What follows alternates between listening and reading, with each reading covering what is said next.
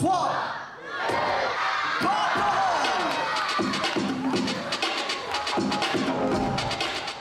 C'est une question de force, d'équilibre et de rythme. Plus de 70 danseurs venus de toute la France pour des battles de haut niveau. Leurs armes, des acrobaties qui font tourner la tête et un charisme à toute épreuve. Samedi pour son 20e anniversaire, le festival Urban Session mettait le breakdance à l'honneur. Né dans la rue dans les années 70, cet art a peu à peu acquis ses lettres de noblesse. Aujourd'hui, la danse ne s'y trompe pas.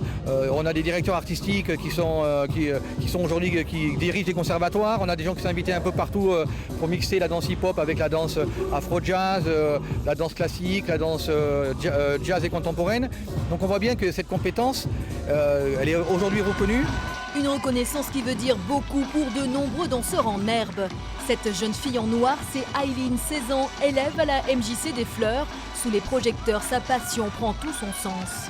Je suis super contente parce que moi j'en fais depuis petite et au début c'était pas très reconnu.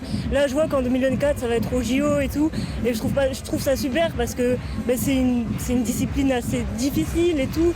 On travaille beaucoup et franchement je trouve ça super cool. Ses pas glissés et ses gestes saccadés ne sont néanmoins qu'un pan de la culture hip-hop. Un monde encore méconnu du grand public. Le graffiti, c'est encore vu un peu comme un art de vandale, de gens qui viennent juste dégrader des murs et des rames de métro. Et pour le rap, c'est pareil, il y a très peu de radios qui acceptent de diffuser du rap, alors que quand on regarde quand même les classements de vente, le rap domine largement le top 50 ou le top 100. Pour un grand bol de bitume de danse et d'émotions fortes, rendez-vous l'année prochaine pour une nouvelle édition d'Urban Session.